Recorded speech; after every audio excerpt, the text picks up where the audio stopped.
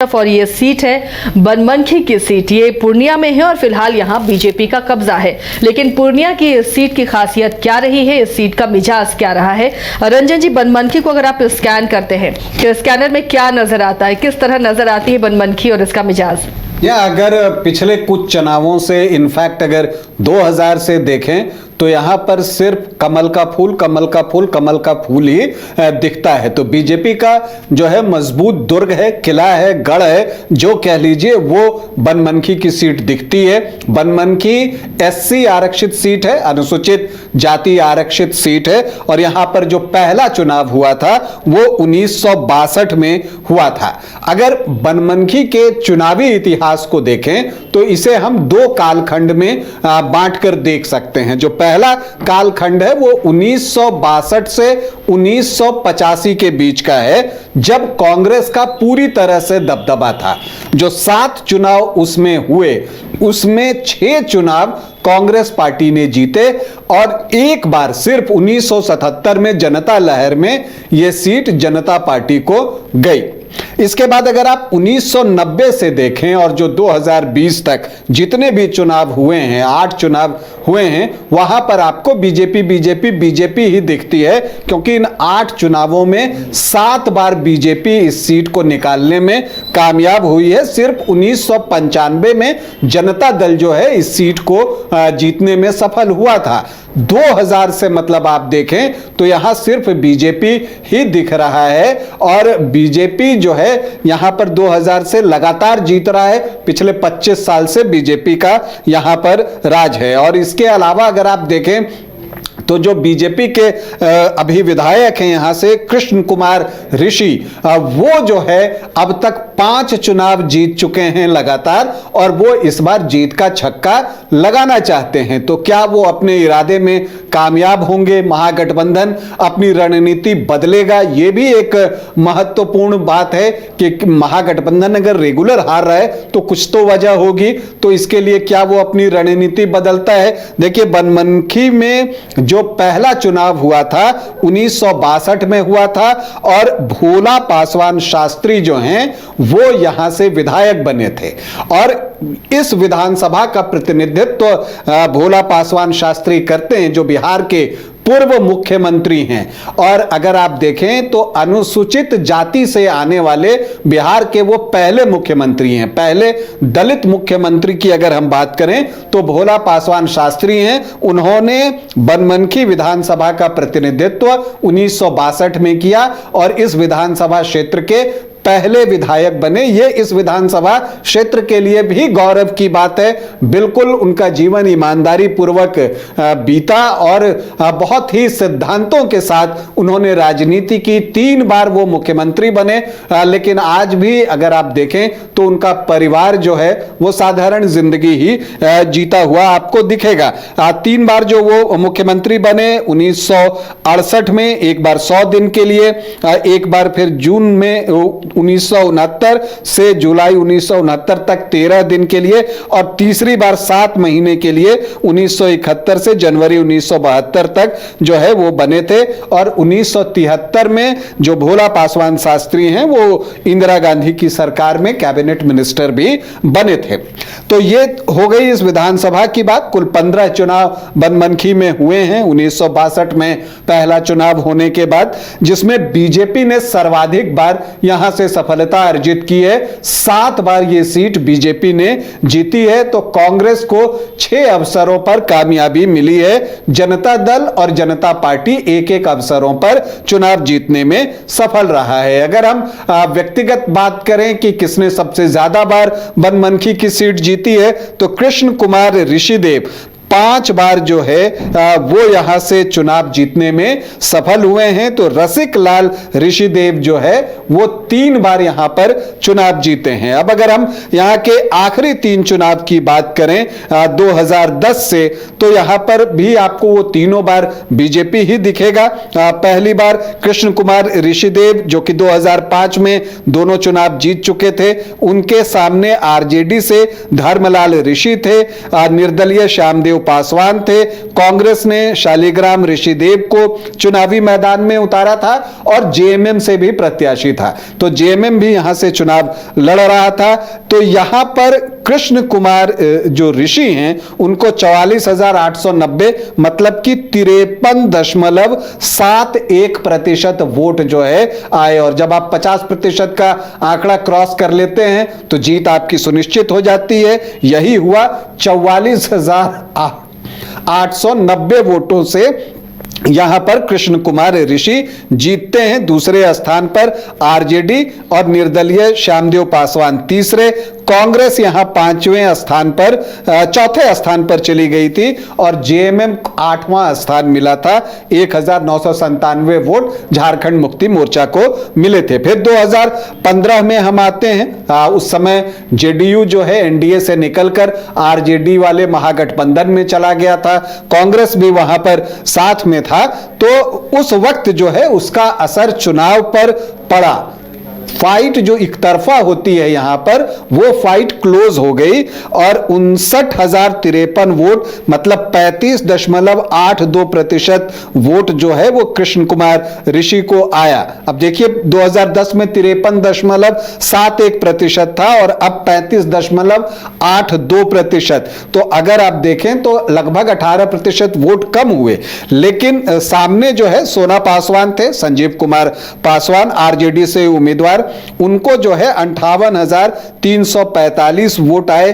तो बहुत ही close fight हुआ। यहां पर पप्पू यादव की पार्टी ने भी अपना उम्मीदवार दिया था। इस क्षेत्र में पप्पू यादव की भी जो है एक पकड़ है, और चूंकि पूर्णिया लोकसभा क्षेत्र के अंतर्गत आता है तो नेचुरली उनकी पकड़ होनी ही है। तो जो उनके प्रत्याशी थे हरिलाल दास, उनको भी जो है 5,803 वोट आए थे, और जय किशोर पासवान निर्दलीय लड़ रहे थे, उनको 7,458 वोट आए थे। तो यहां पर जीत मिली कृष्ण कुमार ऋषिदेव को सिर्फ 708 वोटों की।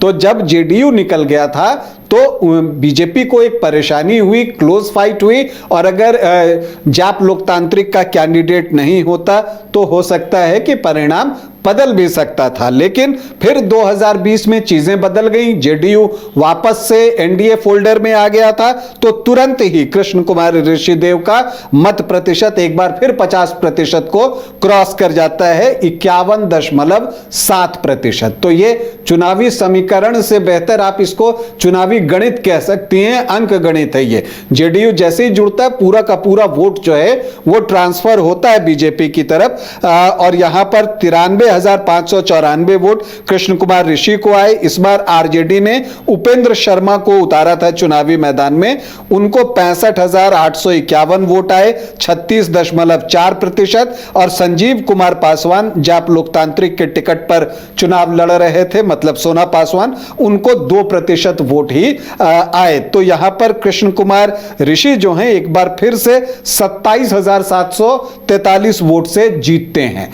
तो यहां पर जब भी जेडीयू बीजेपी के साथ हो जा रहा है तो समीकरण उसके पक्ष में बहुत मजबूती के साथ बन जा रहे हैं। तो ऐसे में आरजेडी क्या करता है? देखिए पिछले 3 चुनाव में तो हम देख रहे हैं कि हर बार उसने प्रत्याशी बदल लिया, और आप देखिए कि 2000 से 6 चुनाव हो चुके हैं और हर 6 बार बीजेपी वर्सेस आरजेडी ही होता रहा है। तो ऐसे में क्या महागठबंधन अपनी रणनीति बदलेगा? क्योंकि 6 बार से बीजेपी जीत रही है, 6 बार से आरजेडी हार रहा है। तो क्या यहां पर यह समीकरण बदलने के लिए प्रत्याशी जो है वो तो बदल के देख लिया, क्या पार्टी बदलना होगा?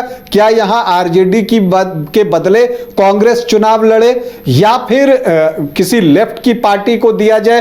क्योंकि लेफ्ट की पार्टियों का जो है वो एससी वोटर्स पर, अनुसूचित जाति के वोटर्स पर और अति पिछड़ी जातियों पर एक प्रभाव होता है। तो क्या ये स्ट्रैटेजी जो है महागठबंधन बदलता है, यह देखना दिलचस्प होगा। हालांकि फिलहाल अगर आप देखिए तो आरजेडी से ही कई उम्मीदवार जो है टिकट के लिए दावेदारी करते हुए और प्रयास करते हुए दिख रहे हैं, जिसमें एक तो सिटिंग सिंह उपेंद्र शर्मा जो कि पिछली बार यहां से चुनाव लड़े थे वो हैं। इसके अलावा सोना पासवान भी पूरी कोशिश कर रहे हैं। वो कहते हैं पिछली बार जाप लोकतांत्रिक से लड़ गए थे कि उनसे भूल हुई थी, तो वो ये बातें कहते हैं। प्रगति कुमारी हैं एक, वो भी प्रयास कर रही हैं कि उनको टिकट जो है वो मिल जाए। शंकर पासवान है।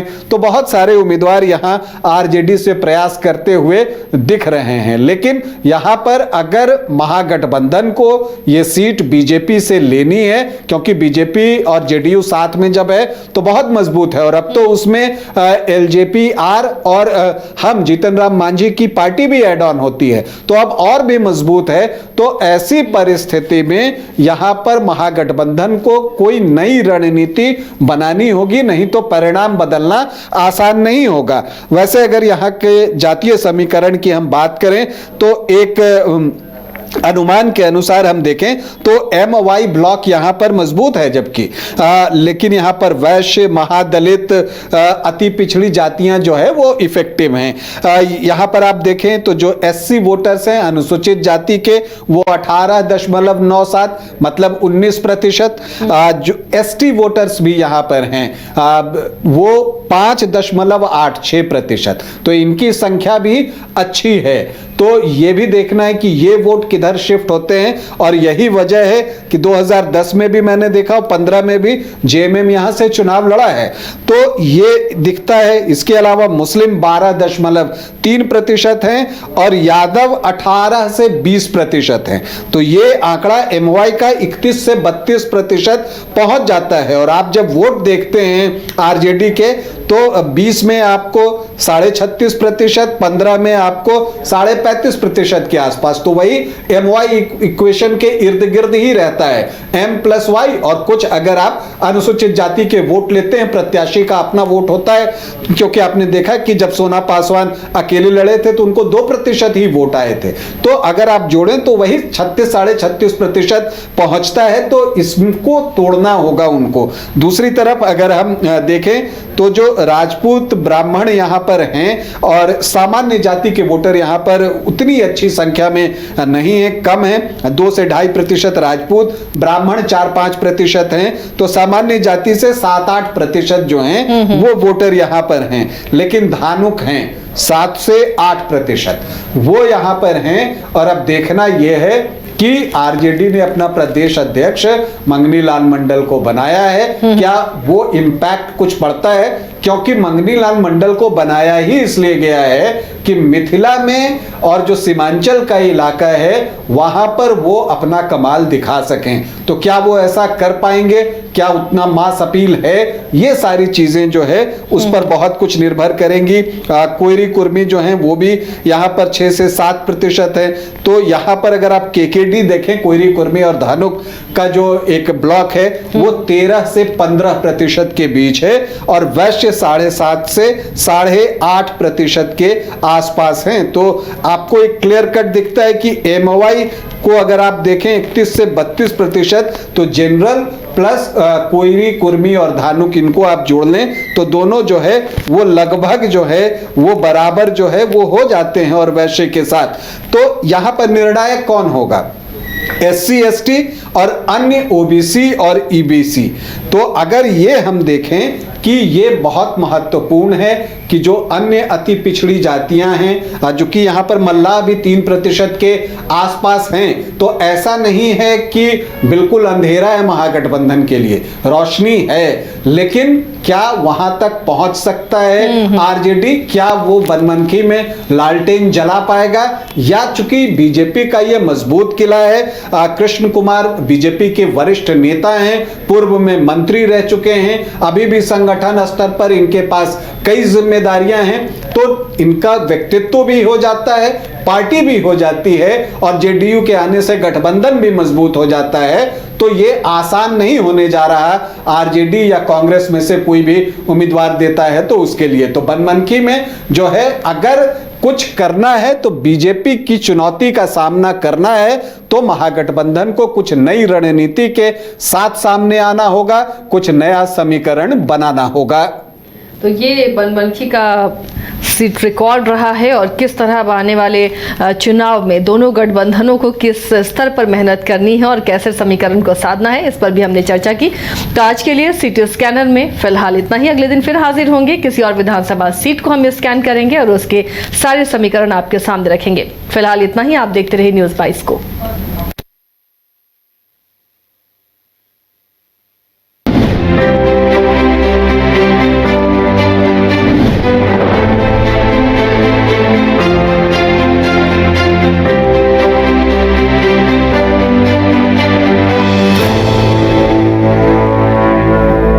Rainbow river water park unlimited fun. Rainbow की तरह यहाँ है रंग बिरंगे वाटर राइड्स जो करेंगे आपको रोमांचित। 30 feet thrilling family pool slide, cyclone tube slide, multilane slide, dark house slide करें एंजॉय। मल्टी प्ले स्टेशन में परिवार और दोस्तों के साथ करें मस्ती। ऑक्टोपस रेन डांस में एक्साइटमेंट का लीजिए सुपर डोज। बच्चों के लिए tots play area, Mickey Mouse jumping, wave pool. तो देर किस बात की, अनलिमिटेड फन के लिए है ना रेनबो रिवर वाटर पार्क।